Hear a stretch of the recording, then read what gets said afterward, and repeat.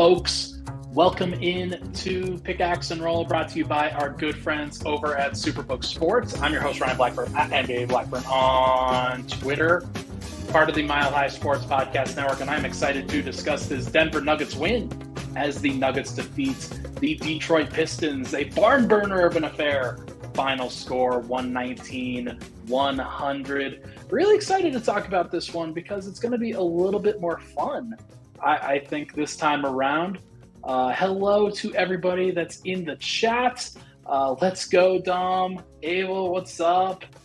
Dr. Van Nostrand, I'd love to see that tag in the chat always. Let's go, Nugs.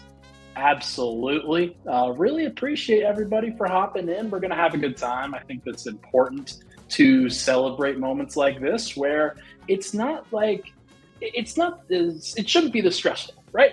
Like, it really should not be this stressful for the Denver Nuggets to try to get a W, but they did.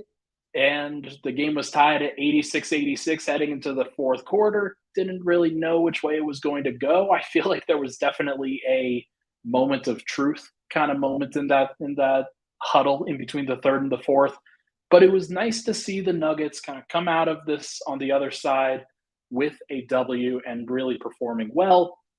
And you got to circle back. Actually, we'll talk about the starters in the first segment, talk about the bench in the second segment. I actually thought that there were some good things that came from the bench tonight, which, wow, surprise. That's not usually what happens. But really do appreciate being able to discuss that and have more fun with it this time around. And then in the third segment, we're going to do some fan questions. So I've got a couple keyed up here, but if you want to drop some in the chat, my producer, Michael, will keep monitoring the chat, and we can try to have all of those be asked and answered at the end of the podcast, but should be a lot of fun. Let's first go to Nikola Jokić, though, who, I mean, I don't know about you guys, but Nikola Jokić, he doesn't really have a lot to prove, not in my eyes anyway. There's a lot of things that he'll have to answer for in the playoffs, and I think everybody knows that. Every Nuggets fan knows that, and they understand it. They may not agree, but it's nights like tonight where you go against James Wiseman, you go against Jalen Duren, a couple of young centers, don't have a lot of experience in the league, clearly going to be good, or at least Duren will be, going forward in the NBA. But right now, they get an opportunity to see Nikola Jokić at his best and what that looks like, what it looks like to be the pinnacle of an offensive center in the NBA. And Jokić absolutely dominated tonight, and he didn't need really any free throws, any threes in order to do it. He has the greatest touch in the NBA. It's just very, very impressive to watch what he does on a consistent basis. And I think tonight, he really separated himself in this game. He showed up in a big way, was the biggest difference, obviously, in this one. There were some guys that played well in Denver's rotation. There were some guys that played well in the Detroit rotation, but Jokić was clearly like the main attraction. And honestly, you could hear it over the broadcast. I'm obviously recording at home. This was a game in Detroit, but you could hear it over the broadcast where all of these fans are oohing and aahing whenever Jokić is doing pretty much anything. And that's really cool. That's a cool feeling to have when the guy that your franchise loves is also getting love on the road in an arena where they don't really have a lot to support right now in Detroit. Obviously, Cade has been out, so they're in the Victor Wembanyama sweepstakes. There's definitely more on the way for them. But they get to go see Nikola Jokić, and Jokić absolutely put on a show. It was really cool to watch him and really cool to see him turn it up in the moments that really, really matter. I like to see that. I like to see Jokić. It was very casually dominant, but there were some flashy moves, of course. Had that pivoting up and under. Actually had two up and unders on separate occasions against Duren and against Wiseman. And the one against Wiseman went viral. That was a really cool play. And I think it goes to show that, I mean, Jokić is the best post center in the league. There's nobody that is better in the post than he is. Embiid gets a lot of love for his post game, but the numbers actually really do bear it out that Jokić goes into the post more frequently and also is just more of a back to the basket player as opposed to Embiid, who's more of a face-up guy. But I really do think that what Jokic is doing right now, it is going to go under the radar, especially over these last 5 games. I actually think that he's been pretty good from an offensive standpoint. Hasn't really seen that much fall off in general. And his actual production, his actual play, has been really, really good. Just been kind of masked by bad defense and just a horrible bench for a lot of the time. Also, Murray was pretty bad for much of this last week. But I do think that Jokic, his defense tonight was better. It wasn't perfect. It didn't need to be. They still won by 20. And that's exactly what you're going to need. You need exactly that level of performance to separate yourself in the fourth quarter. It took other guys really stepping up, but Jokic was there the entire time. He helped keep this game close for Denver when the rest of the team was not playing well. And then when the rest of the team started to play well, he still played well. He still was great. And so you love to see that. He never really took his foot off the gas at any point. And he was actually taken out right before he got that 10th assist. The final play before he got it, Michael Porter was fouled at the rim on what would have been the 10th assist had Michael Porter converted that shot. And Michael Malone still decided to take him out. And that's great. I fully salute that decision by Michael Malone. I think that's the right call. You do not want to be seen as stat padding. You do not want to be seen as trying to run up the tally for those triple doubles.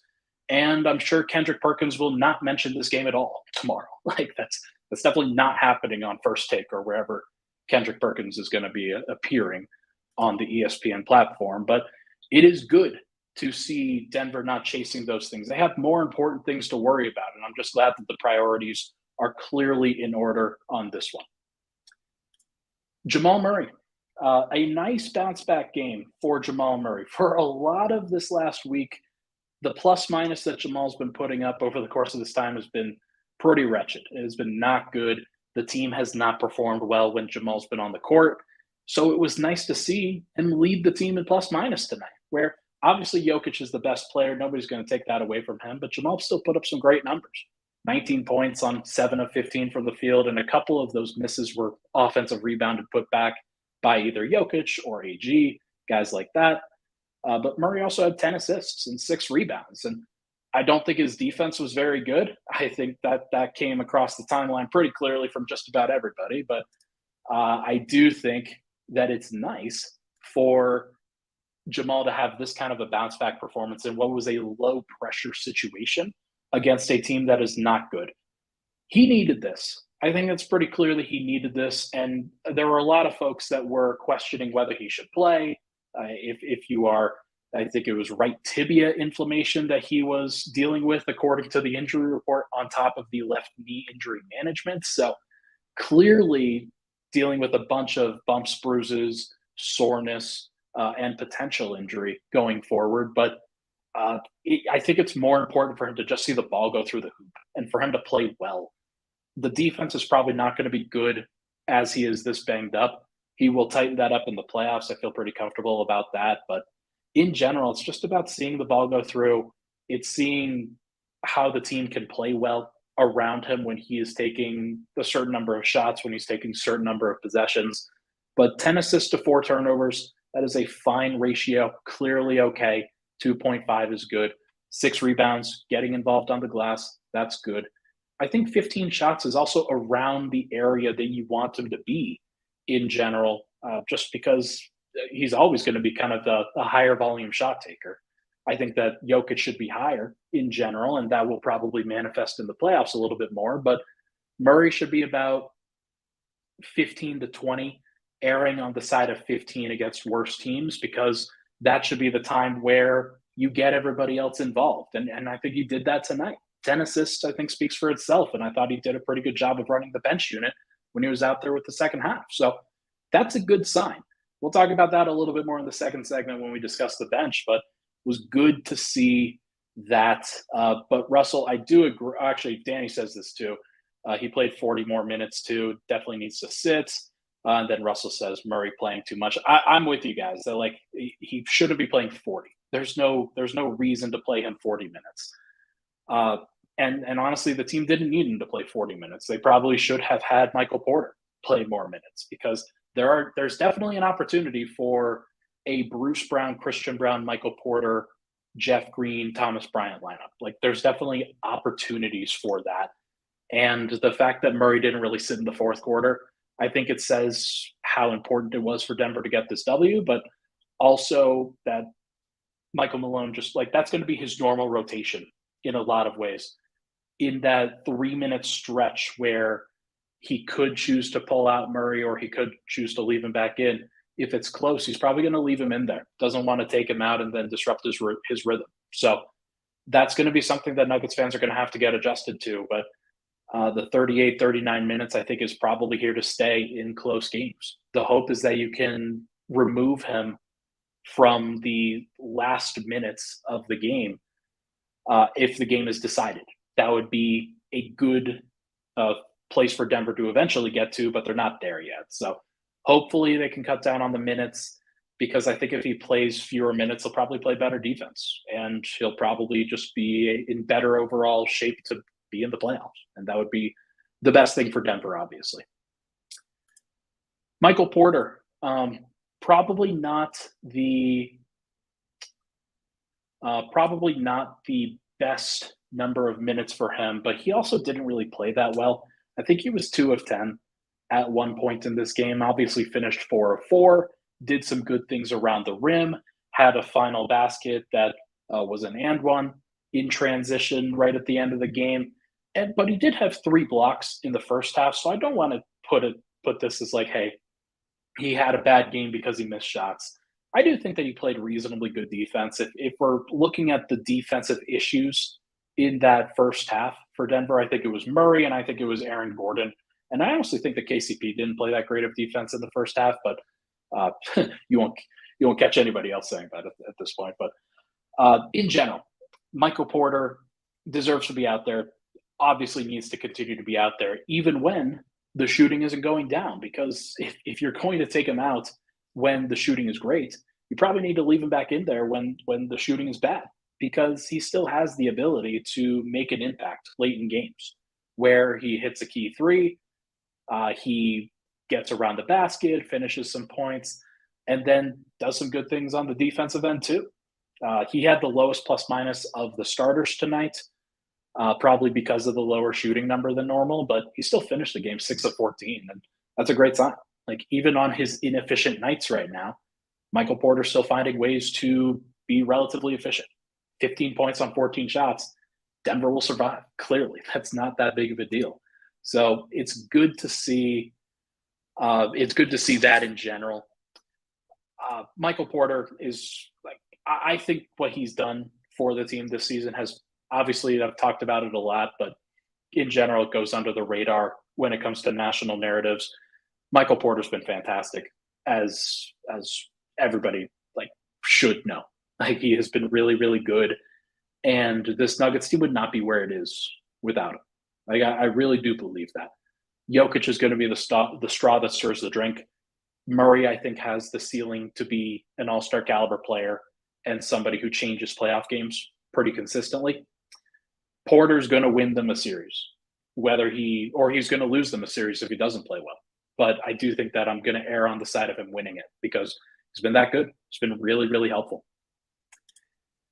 Was not impressed with Aaron Gordon's defense in the first half. I thought that he was pretty lazy in general, but clearly tightened that up in the second half. Denver as a whole tightened things up in the second half, and I think Aaron Gordon's effort level and his focus level was key among that. He also just had great finishing around the rim. 15 points on 6 of 9, was the beneficiary of some good dump-off passes for both Jokić and Murray. Really good stuff from him. He also got onto the offensive glass and grabbed some good offensive rebounds there. So positive game overall from Aaron Gordon, though, got to point it out. 3 of 6 from the free throw line again. That is still something. That is still something to be worried about if I'm a Nuggets fan, because that's going to be a key in a playoff series at some point too. Dr.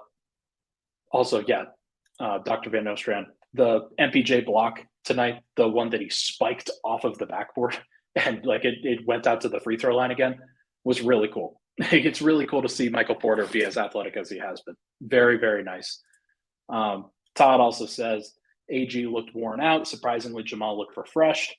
I mean, Jamal, I still think is dealing with a lot from a physical standpoint, but AG is one of those guys that's kind of gone under the radar over the course of this last uh, couple months. But he has definitely slowed down after taking a heavy beating.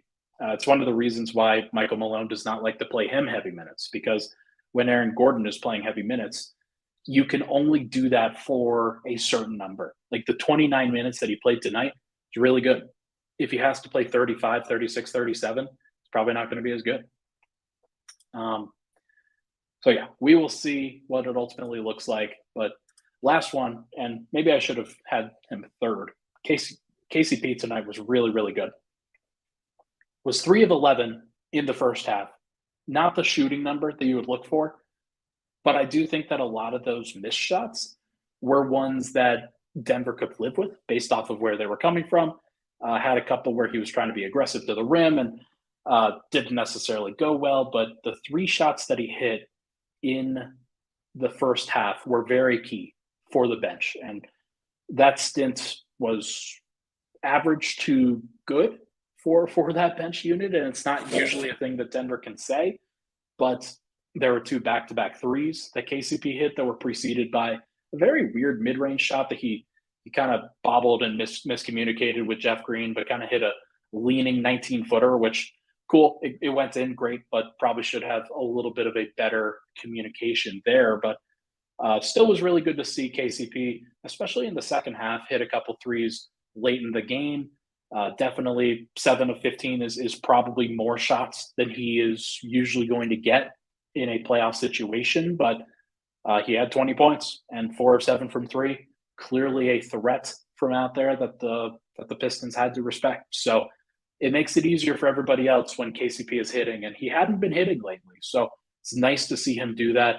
Obviously gets the 3 steals tonight. That's going to be very helpful, and really good to see in general just KCP playing well. All right, let's take a break. When we come back, we are going to discuss the bench unit and why I think it was good in general. But first, this podcast, as you know, it's brought to you by our good friends over at Superbook. Make 2023 the year you beat Vegas. Superbook Sports gives you the chance every single week to go head-to-head with the best odds makers in the business. No fancy computer algorithms, no guys across the pond setting lines for American sports, just the best team of odds makers in Las Vegas behind the counter at Superbook. Plus, Superbook features some of the best odds boost and promo bets anywhere.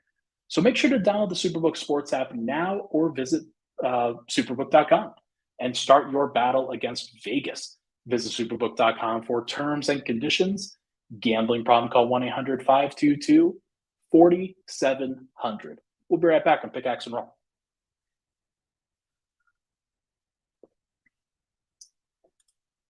And we're back. Pickaxe and Roll, Ryan Blackburn here. Thank you so much, everybody, for tuning in. Make sure to give this podcast a like on the YouTube side if you're over there. That really helps me out. Absolutely helps out the entire YouTube channel. We've got some interesting things coming down the pipeline on the MHS YouTube channel, and as well as just at MHS in general. So make sure to check that out.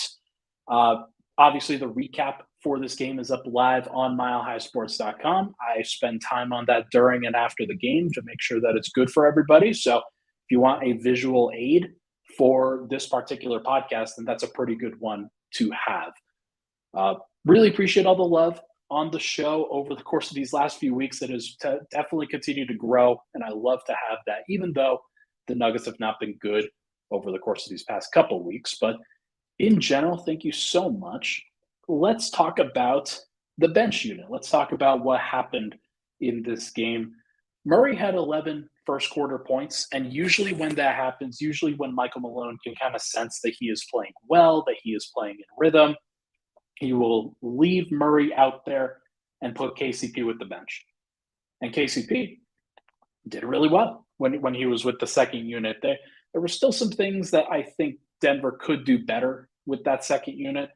I don't think that Jeff Green being out there, I think that really cramps the spacing in a lot of ways. When Thomas Bryant is hovering around the rim, he's doing what he can to get offensive rebounds, things like that.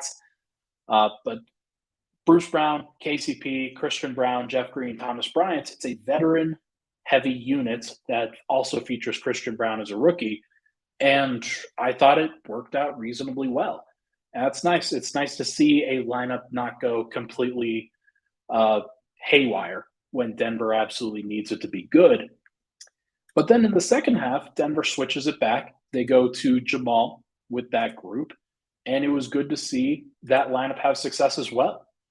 On the evening, Jeff Green was a plus 14, Bruce Brown was a plus 9, Thomas Bryant was a plus 3, and Christian Brown was a plus 9. Thomas Bryant and Christian Brown were also out there for 1 minute of garbage time where Ish Smith was a minus 3. So they definitely caught some of that as well. But in general, really good to see the bench be a positive tonight. And a lot of that did come in the second half with that group led by Jamal. But I don't want to give Jamal too much credit here because I think, like, obviously, I try to credit him properly when he gets it. But I think that the catalyst was Christian Brown. I really do. Christian Brown is one of those guys that you don't know exactly what you're going to get. I think everybody feels like they know what they're going to get from Christian Brown, what the Nuggets are going to get from Christian Brown.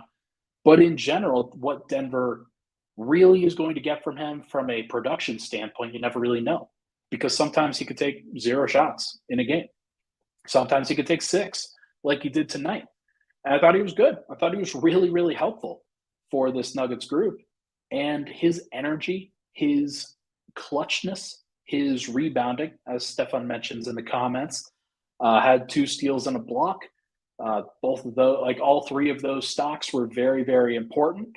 And the 3 that he hit with about, I don't know, 6:40 left in the game or so, that was a really big one because it took what was a relatively close game to a double-digit game, if I'm not mistaken. And in that moment, Denver had been building a little bit of a lead. They had been doing pretty well. Jokić comes back in. Christian Brown goes out on the wing, and he hits a clutch 3. I think the pass was delivered by Murray, if I'm not mistaken. But those 2 have found some good chemistry over the course of this season. I think that Murray looks for Christian Brown. Sometimes he doesn't pass to him enough, but I do think that he looks for him in the flow most of the time. And I think that Christian has absolutely earned it. He has been very good and very efficient over the course of these past couple months, really. And his 3-point percentage, if I'm not mistaken, is all the way up to 40%. That's what you want in a bench wing. You want somebody who is facing the floor, who is doing a bunch of good stuff for you, and he's versatile, not necessarily just a guy who stands on the perimeter and does whatever. Like he's not just a floor spacer. He can drive to the rim. He can play defense. He can get out in transition, and he can also just switch and fill a lot of different roles. And the way that he has played over the course of this stretch, just dating back to the Brooklyn game, played in the Brooklyn game, nearly helped them win that game, played in the Toronto game, and I thought played good defense in that game, though wasn't really involved offensively. And then in this game, has a really strong performance as well. It's 3 solid games in a row from Christian Brown where he's made a palpable difference on the result. And that's nice. That's a nice thing to see. And I think it speaks to a lot of folks that thought he should be in the rotation from the outset. And look, at Denver, they had to give Reggie Jackson a try, have to give Thomas Bryant a try. They're always going to default to their veterans. That's how a veteran competitive team usually does it, by the way.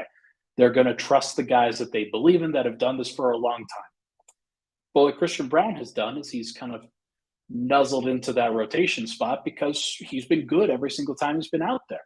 And I love to see it from him. I think that he's going to be an impactful player in the playoffs. And he seems like a gamer. I think Nikola Jokić said it after that Brooklyn loss where Christian Brown came in and affected the game.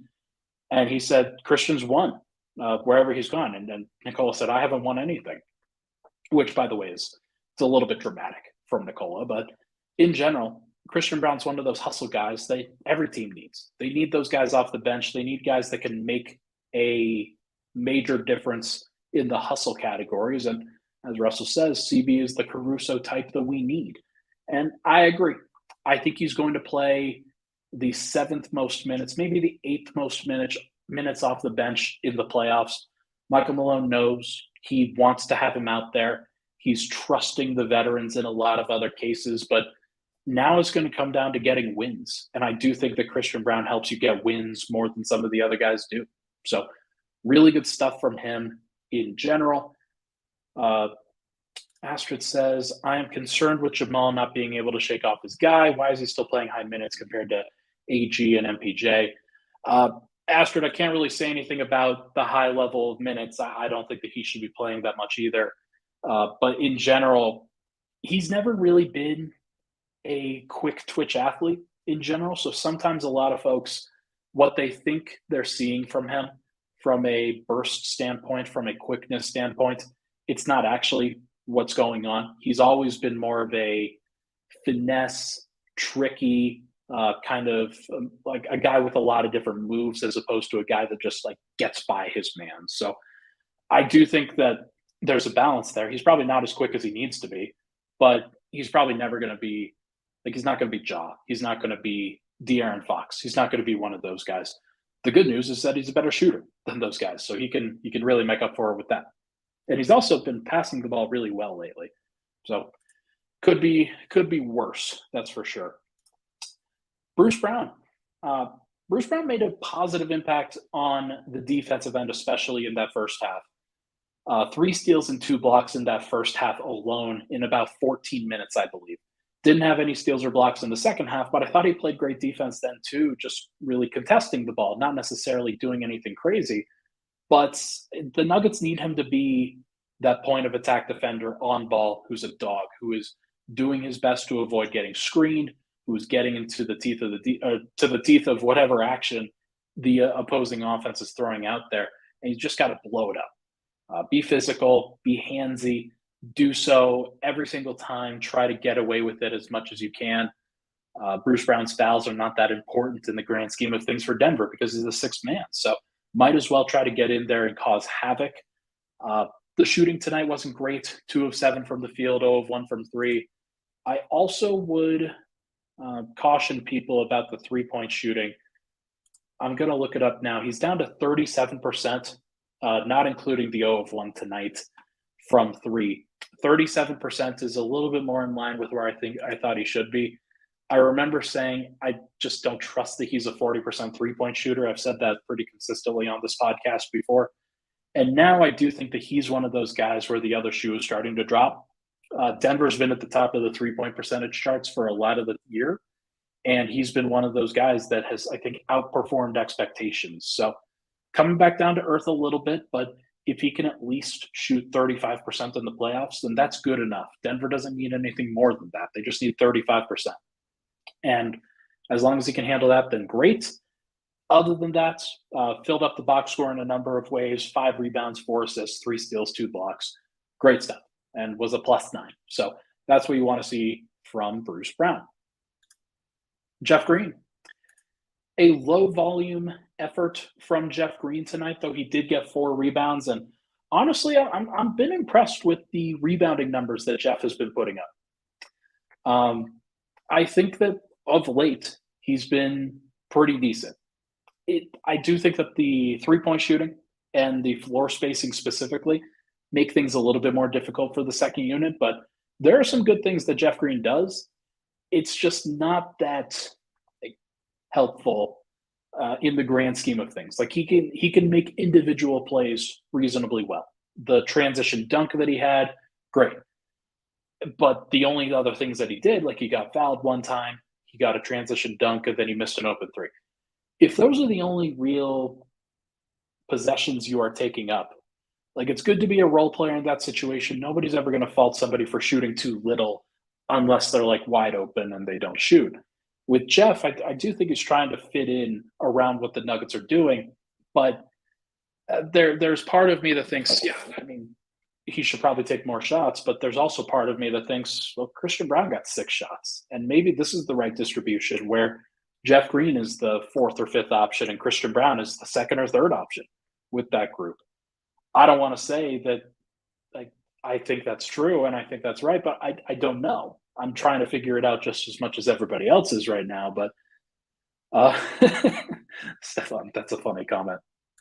I'm just going to throw that one up on screen. And if you're listening on the podcast, or if you're listening to the pod, you'll have to go click on the YouTube video for sure.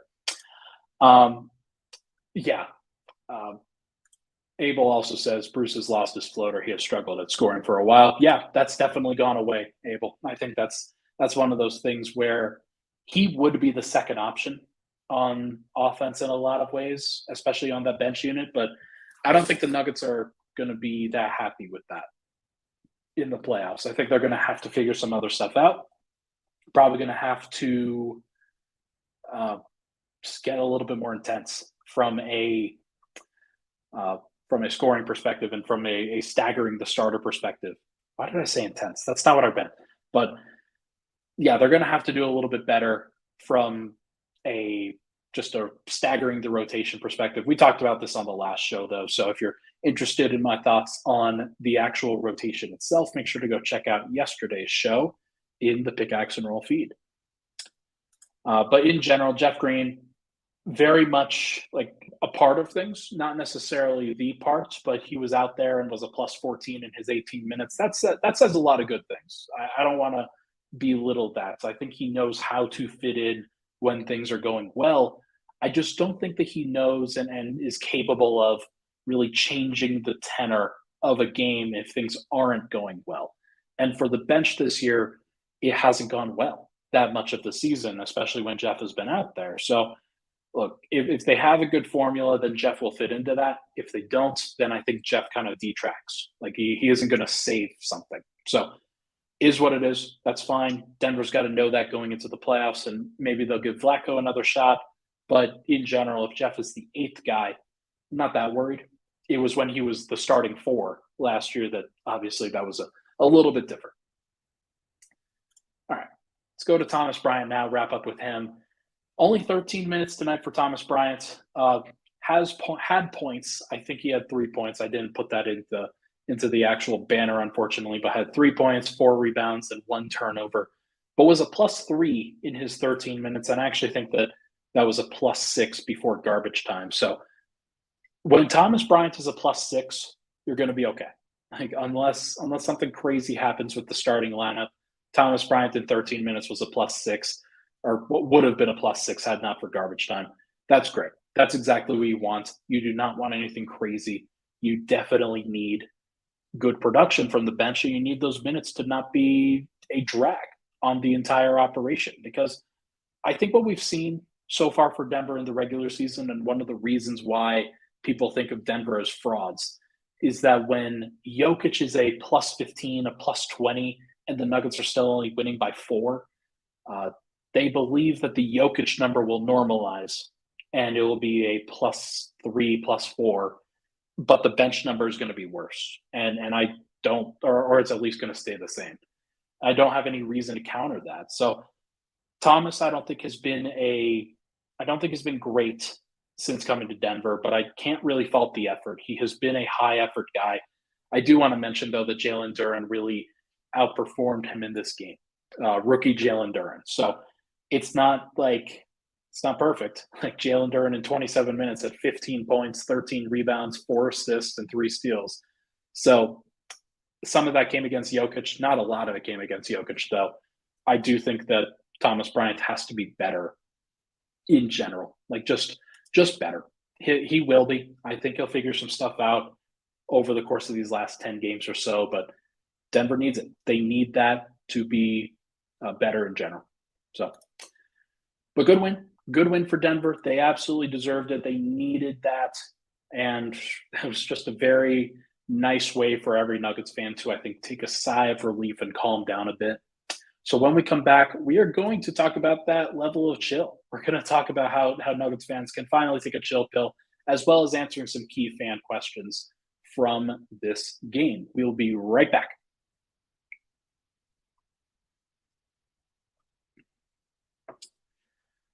All right, we're back. Final segment, Pickaxe and Roll. Thank you so much, everybody, for tuning in. Really appreciate all the love on the podcast, folks. Make sure to go give this video a like if you are in the chat. Really appreciate that one. All right. The Nuggets are 47-23 on the season. They are first place in the Western Conference, and they're now back up to 500 on the road, which teams that actually win the title are generally positive on the road. Like that, it's very rare for a team to win a title and actually have a losing record. So these games do actually matter for Denver, I think, not just from a arbitrary stats perspective, but from a psychological perspective, where if you finish with a negative record on the road and then you lose a home game in a playoff series, then it puts a lot of pressure on you mentally. Denver's had better home record, or they've had better road records before. Last year, they actually were, I think, like 25-16 or something like that on the road, and they were like 23-18 at home. It was kind of a crazy distribution. I don't think I've ever seen that before, where a team is that much better on the road than they are at home. Like usually it's way better at home because you're more comfortable in your own building. But it felt like Denver gave up some leads last year. They've been way better at home this year and somehow worse on the road in general. But it's not the biggest priority. The most important thing is just to get healthy. It's just to, in general, approach the playoffs in a place of health and a place of playing good basketball. But it would be nice to have a positive road record because most of the teams that actually win their conference have a positive road record. I think actually all of them dating back to 1985-86 Houston Rockets, I think was the stat that I saw. And that's like 40 years ago or 38 years ago. So definitely gotta be better than what they've been so far. And the great news is that they've got 3 more games on this road trip that they can really focus in on that. Next, magic numbers. You've got a magic number of 2 for a top 4 seed. Right now, the standings are as follows. Denver is at 47-23. The Kings and the Grizzlies each have 27 losses, so 4 more than the Nuggets do. And the Suns and the Clippers, although the Suns, are they playing right now or did they finish up? Let me refresh this here just real quick. Oh, well, that doesn't help me. Somebody tell me whether the Suns actually won or not. I think they did, or they're about to. Yeah, so like right now, I know that the Clippers have 33 losses. They are 37-33. So Denver, if they win just 2 more games, will guarantee that they will be a top 4 seed and have home court in the first round. That is nice to see. The most important thing, though, is that the magic number is 9 for the top of the West. And that obviously comes down to the Kings and the Grizzlies, who each have 27 losses. Denver has the tiebreaker over Memphis. They do not have the tiebreaker yet over the Kings. They're split with the Kings so far, and that tiebreaker could come down to game 82. I hope that the actual record doesn't come down to game 82, because what it means is that the Kings have just gone on an epic run and the Nuggets have just completely messed themselves up over the course of these last few games. But hopefully so. Oh, yeah, Suns and Magic tied at 101. Thank you, Steve. Really appreciate it. Yeah, so we will see if they actually win. As if you guys listened to the last podcast, you know I said the Suns actually could technically drop to 6.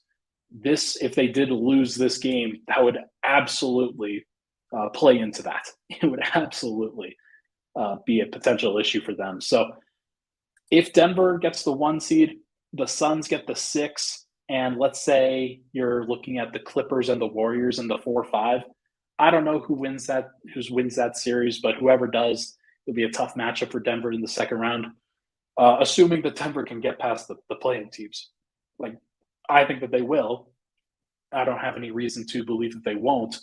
But I did put out a poll on Twitter tonight, and overwhelmingly the people said that of the teams that they could face, that Denver could face in the first round, they said that OKC and Minnesota were the 2 teams that they would prefer to see. Minnesota in the lead there, and they would not prefer to see Dallas. And like the Lakers were in last place in terms of the teams that Nuggets fans want to see. So not really surprised, given that the Lakers have played better and they just have a better looking roster and better looking team than a lot of those other teams.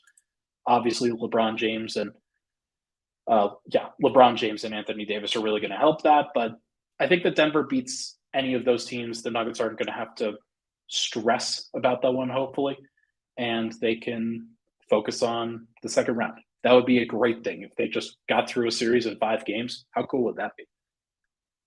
But in general, let's now get to this aspect of things.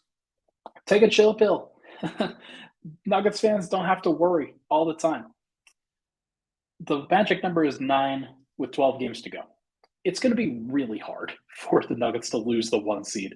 But more importantly, things have basically gone as well for the Nuggets over the course of the regular season as they can ask for. There could be, like, maybe if you wanted Murray to be playing his best basketball right now, then that would be one thing. If you want Jokić to finish the year strong, that's another. Getting the MVP for the 3rd year in a row, that would be really cool, obviously. But if it doesn't happen, it is what it is, because Denver, what they're trying to do is they're trying to get themselves as ready for the playoffs as possible. And I feel pretty good about where the Nuggets are in general in relation to some of these other Western Conference teams. Like, I don't know who you can look at in the Western Conference outside of the Nuggets and feel really good about them.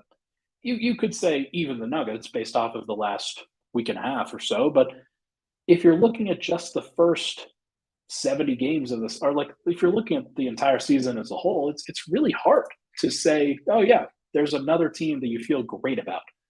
Like, Sacramento is pretty good, but their point differential is probably not as good as it should be. They're a team that functions really well in the clutch, kind of like the Nuggets have been so far this year. But the Kings, like, being in the clutch is just not good enough, and the Nuggets have been a better team outside of the clutch than the Kings have been. So Memphis is another one where it's hard to feel great about them.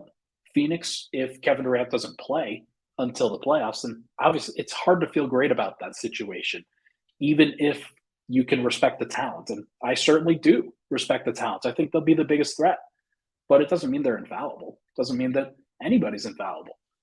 Golden State, every time you feel really good about them, they lose a game that they probably shouldn't. The Clippers, they figured some things out lately, but they still start Russell Westbrook. Like, I'm okay with that. Then you're down to the teams in the play-in tournament. And when has a team in the play-in tournament, or any team that's outside of the top 6, done anything in the playoffs? Like, it just doesn't happen. So it's hard for me to really respect and really take a major look at all of these other teams, because I just think that, I don't know. Stefan, like, this just isn't going to happen. Like, if Jamal's 80% of Fox, Kings will sweep. Like, that's not going to happen. Like, Jamal will be way better in the playoffs. I feel pretty strongly about that. Not to mention, like, Jokić will outplay Sabonis. Like, he'll outplay him by a lot. Like, that is going to happen. The Kings it's going to be fine. It's really, really going to be fine. Let's get into some questions, though. I have, you guys can drop some questions in the comments if you'd like. I'm going to go navigate over to some of the questions that were asked earlier on the Twitter side of things. First one was from Jaden. He asked, if the Nuggets start winning again and Jokić beats Giannis and/or Embiid, how toxic will the MVP conversation get? And it's going to be pretty toxic. Like, there's no doubt about it. It's already toxic, obviously. I tried to make a joke about it tonight, and somebody took it very seriously. And, like, it's just how everybody's wired at this point. That's how Twitter's wired. Like, it's not a place for jokes, apparently, but everybody's on edge when it comes to the Nuggets fan base, the Bucks fan base, and certainly the Sixers fan base. The Sixers fan base is so tilted by this. They believe that they have God's gift to basketball on their team. And, like, he's been very good. And I've said that, like, I thought that Joel Embiid would win. But I also said today, and I want to make this clear on the podcast, I still think that Jokić is the most valuable player in the NBA. Like, I think that he is that. I think that he's played worse of late, and these games matter when it comes to narrative building, and Embiid clearly wants it really badly, and that actually does matter in the conversation too, where you have human voters who are trying to look at this from a perspective of historical significance and from a perspective of, hey, Jokić has been awesome, but it's not like he has been like so far better than Embiid or Giannis over the course of these last 3 years that he should have three in a row. There's a lot of people that feel that way. And I can't really blame anybody for that take. I just more understand it. And so I'm trying to factor that into my own analysis and how I think things are going to happen. Uh, but to answer Jaden's question, I do think that if Jokic wins and Denver wins against Milwaukee and against Philly in back-to-back games, like the narrative will shift. It'll definitely shift. Now, it could be a situation like last year where maybe Jokic outplays Embiid in that March 27th game. But if the Sixers walk out of there with a W and it's not like a crazy disparity between the two performances, then Embiid will probably get the nod. Like, he probably just will. And the same goes for Giannis. Like, he obviously didn't perform that well tonight, having to play center in place of Brook Lopez, but there's still a lot of stuff to come from this. And I do think in general that the MVP race is not decided. It is very even. Anybody that says that it is decided is just being stupid. Yeah, I don't know. It's been pretty frustrating, but hopefully things are fine. Hurricane. Why isn't Nuggets media as insane as Broncos media? Yeah, I mean, like, yeah, Brady was clearly better than Manning. There's no doubt about that, Hurricane. Like, I try to be as real as possible. Like, I'm not going to spout propaganda. Like, Jokic is probably my favorite player ever. Like, there's no doubt about that. But to act like he doesn't have flaws, to act like he's impervious and not like he's clearly not perfect. There's a lot of factors that go into that. But honestly, like, I don't remember who said it, but LeBron and MJ being the pillars that they were for so long and being like the clear best players. Michael just private chatted me. Manning is greater than Brady with a whole bunch of dots. He's clearly wilding out here. But like, having a clear best player in MJ and LeBron over the course of two separate generations, people are looking for that next person. And I think a lot of people think that Jokic, like, that the media is trying to push Jokic into that position. That's not what's happening. Like, Jokic has been the most dominant offensive player for the last probably 4 or 5 years. And he has been the best and most impactful player in the NBA in each of the last 3. I feel pretty strongly about that. What he does for the Nuggets on a consistent basis helps them get regular season wins more than anybody else. And that's how I value that's how I value the MVP. And so that's why I consider him the MVP. There are players that are more geared to playing in the playoffs. I think Giannis is a little bit more geared towards that because of the switchability. I think Embiid, in theory, should be a better playoff player, but in practice has not been. So there's a lot to it. Like, there's just a lot to all of this. And I just don't think in general that Nuggets fans should not be going crazy over this stuff. Jokic has already won 2. He might win 1 next year. Like, there's no doubt that he could be back into the race next year if he plays and averages another triple-double, and the Nuggets are even better because they'll probably be healthier. They'll probably be more connected in general. That's at least the hope. So if that were to happen, that'd be dope. That'd be cool. And I'm just not going to worry about anything that's not the Nuggets trying to go get a W in the championship. Like, they're going to try to win the finals. They're not trying to win the MVP. Todd asked somebody else asked a question earlier too. I just want to make sure. Steve asked. Oh, sorry. Steve asked, do you think the Nuggets can get the first seed overall? What's the magic number for that? Let me go take a look at that real quick. How you calculate the magic numbers in these cases. Milwaukee can technically win 62 games. 62. So Denver's magic number to getting to Milwaukee is 16. It's going to take a little bit. They are going to have help from Milwaukee losing several games and from Denver basically going undefeated down the stretch. If Denver goes, because Denver's 47-23, Milwaukee is 50-20. They have a 3-game lead on that number 1 overall seed. So what would have to happen is Milwaukee would probably have to go 7-5 for the rest of the season to get to 57-25. And then Denver would have to go 11-1.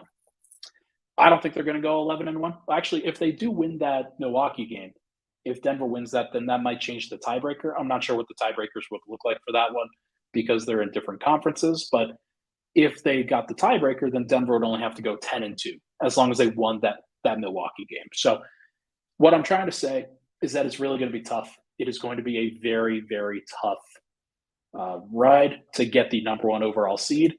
But they're only 1 game back, Denver is, of Boston and Philly now, even though Denver's gone through this win streak or through this losing streak. So if Denver outpaces Boston, if they outpace Philly, if they can have the number 2 overall seed, then if Milwaukee doesn't get to the finals, then Denver has home court advantage over everybody else. So that is something to shoot for. You would like to have home court advantage in some of those situations. That would be great. Let's go back to this one. Todd asks, do you think Nerlens Noel could be an option for us? The buyout deadline passed already. So basically, you cannot sign anybody to play in the playoffs after March 1st. You could sign somebody to play for your regular season team after March 1st, but it would not mean anything about the playoffs. So what Denver would be doing here is they would be getting a guy who would play for, 10 games and then would not be an option in the playoffs. I don't think that's what they're going to do. I don't think that makes a difference for them. I think they would prefer to just keep Thomas Bryant, try to work him in. And if it doesn't work, then fine. They'll play Aaron Gordon at the 5. They'll play Jeff Green at the 5. They'll try a couple of different options there. It doesn't. Maybe Zeke Naji comes back and is healthy. They are going to go with those options. I don't think they need Nerlens Noel, if I'm being honest. I don't think that's a necessity in any way, shape, or form. Any other questions? Any other questions from folks? As Todd, 10-day isn't an actual contract, so I thought the March 1st was when they had to be waived by, but that's so that they could sign with other teams to be on a playoff roster. Like, you have to finalize basically your playoff roster before a certain time. It's why you see some 2-way contracts that are being converted right now. There is a 2-way conversion deadline that can actually change the end game roster, but I don't think that anything could really change with the general roster from free agents. So, Hurricane, if you have a question, let me have it, my guy. I really appreciate it. Just make sure to ask it rather than saying, I got one. Oh, God. I'm not answering that question. I'm just going to put it up on screen. I'm not going to answer it. I am not going to answer this question, though it is a very good question and a very funny question. Russell asks, do you think Malone is in trouble if they don't win the Western Conference Finals? Yeah, I do. I do. I think that in general, the Nuggets will probably move on from Michael Malone if they don't make it there for sure. And they might even move on from him if they don't win and if they don't get to the NBA Finals. There is a high bar for Michael Malone. And he knows that, frankly. He understands that the expectations for this are very important. Like, they are very, very important when it comes to just like Michael Malone has set these expectations himself. He has, like, he said it from the beginning of this past offseason, where right at the end of Game 5, when Denver lost in Golden State, he said, the offseason and the road to a championship begins now for next year. And I think he was being serious. He wanted the organization to be as serious as possible, getting the players that they needed to get, playing the way that they need to play, and setting themselves up for what they needed to do in the playoffs this upcoming year. I think that they've done a pretty good job. I think Christian Braun's a guy that they can trust. I think Bruce Brown is a guy that they can trust, even though I have various issues with how he plays. I think Michael Porter's a guy that they can trust. I think Jamal Murray, he's just got to get healthy, and then he'll be a guy that they can trust.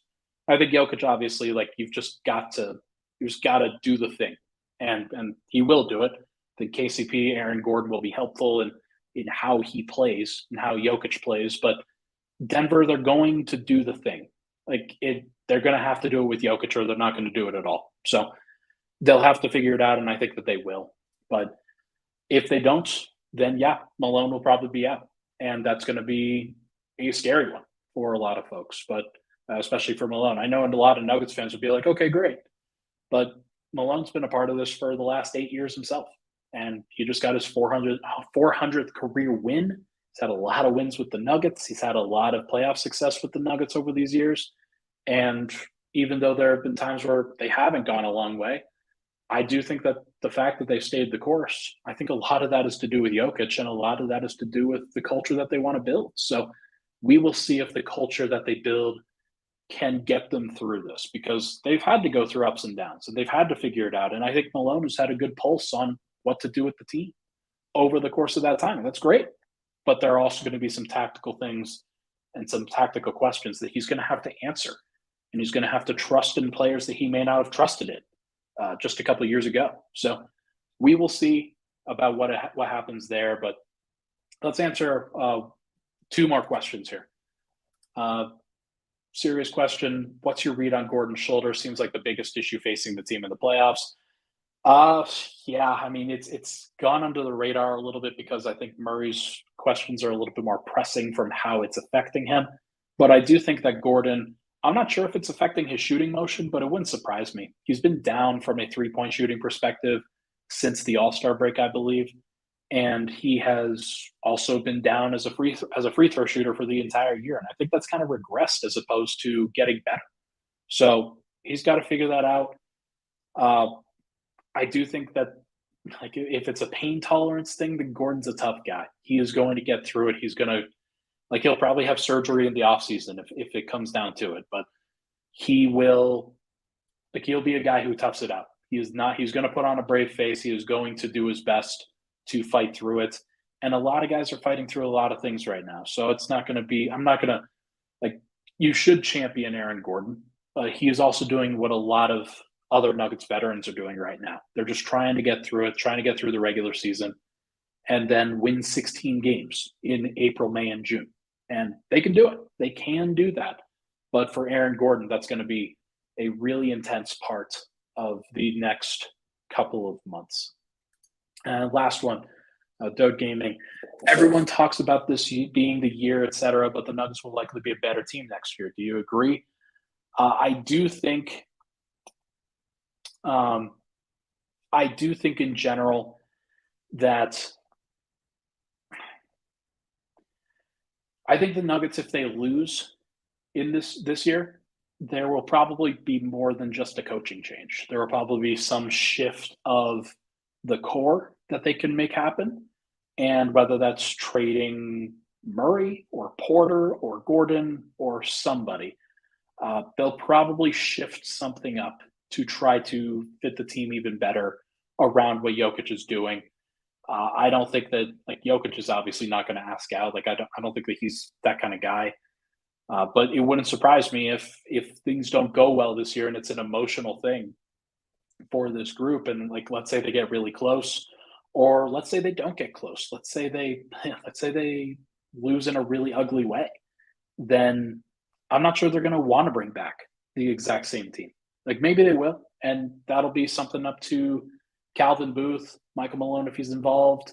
That'll be up to those guys. But I think that it's very possible that Denver goes the other direction instead, and they decide, hey, we're going to change some things up entirely and see what happens. But they don't have a lot of trade assets. They'd have to move players. There's no way for them to get that much better without trading a couple of their top pieces. So it would be weird, and they'd probably have to sell, and it would be not a great situation in building around Jokic to be the best possible team that they could be. I think that this is the group. I think this group is good enough to do it. Christian Brown will be better next year. Michael Porter will probably be better next year. And there's a lot to look forward to for this Nuggets group. But that doesn't change the fact that the West is down this year. The East is you're only going to have to face one team out of the East no matter what. So whoever you face, you could probably beat. It's just going to take a lot. Denver's going to have to figure it out. They're going to have to do it. And I think that they will. I really do. My thoughts on that haven't changed. Sometimes, though, you just have to take a step back and realize they're not always going to play the Brooklyn Nets and the San Antonio Spurs. And they're going to start playing some tougher teams going forward. But the difference is I think they'll play against those tough teams pretty well. All right, folks, we've gone for over an hour. That, I think, is going to do it. Michael, can you hit that outro music for me? That is going to do it for this episode of Pickaxe and Roll, brought to you by our good friends over at Superbook Sports. Thank you so much, everybody, for hanging out. Really appreciate all the love and support on the podcast. Make sure to give this a like on your way out of the building. What a win to kind of reset the expectations a bit, reset everybody's overall their feelings and their thoughts and their emotions and everything that comes into it. I'll be back on Saturday after the Nuggets play their day game against New York. Should be fun. Thank you so much, everybody, for tuning in. Appreciate all the love and support on the podcast as always. We'll talk to you guys very soon.